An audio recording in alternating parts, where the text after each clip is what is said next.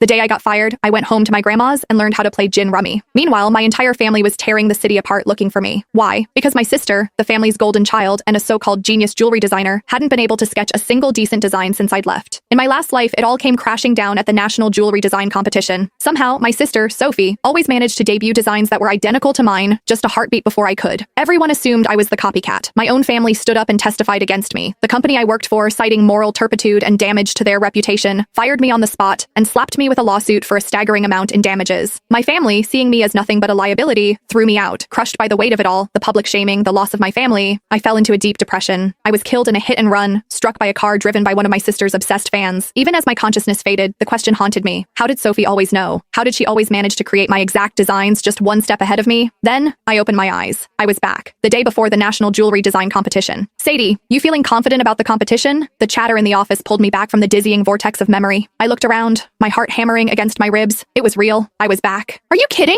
Sadie snagged the Designer of the Year award 3 times running, a colleague, Maria, said, giving me a playful nudge. She's got this in the bag. I managed a weak smile, unable to form words, because only I knew what was coming. In my last life, I submitted a design I had poured my soul into for days. On stage in front of everyone, I was branded a fraud. They displayed 2 sketches on the main screen. They were identical, down to the last delicate line of filigree on the setting. But the timestamp on the other submission was a full day before mine. And the artist? My dear sister, Sophie Walker. She stood in the audience, her eyes wide and red-rimmed, staring at me with a look of shattered betrayal. She brought a microphone to her lips, her voice trembling as it echoed through the auditorium. Sadie, how could you? If you were blocked, I would have helped you find inspiration, but to steal my work? Why? I was frozen. That was my design. It had lived on my encrypted laptop, unseen by any other human eye. Before I could even begin to explain, the crowd erupted. Get the plagiarist off the stage. The nerve of her, showing up with a stolen design. She doesn't deserve to be a designer. Fraud. I grabbed a microphone to defend myself, but my voice was drowned out by the jeers. A few scattered voices of support were quickly silenced when my own parents took the stage. They held up photos of Sophie, supposedly working through the night at her drafting table at home. They spoke of their profound regret, of how they were ashamed to have a daughter like me, and announced their intention to sever all ties. After that, it was over. No one believed me. Security escorted me out of the building. The moment I turned on my phone, it was a firestorm of hatred. Back at my apartment, I checked my laptop. No viruses, no spyware, no remote access logs. The computer and my physical sketchbooks had been with me at all times. There was no conceivable way the design could have leaked. But Sophie's was identical. Every idea, every spark of inspiration, every line I drew, it was all mine. I could not have copied her. It was impossible. Hey, Sadie. Maria's voice cut through my thoughts again. I heard your sister is competing this year too. Any friendly family rivalry? Who do you think will take home the top prize? Not long after I'd started at this firm, Sophie, by some mysterious coincidence, had gotten hired too. The mention of her name sent a jolt of pure terror through me. My fists clenched so tightly my nails dug into my palms, drawing blood. My sister, Sophie. When she was born, she didn't cry. While all the other newborns in the nursery were wailing, she was silent. My mother, convinced it was a bad omen, brought in a spiritualist, a so-called seer from the mountains.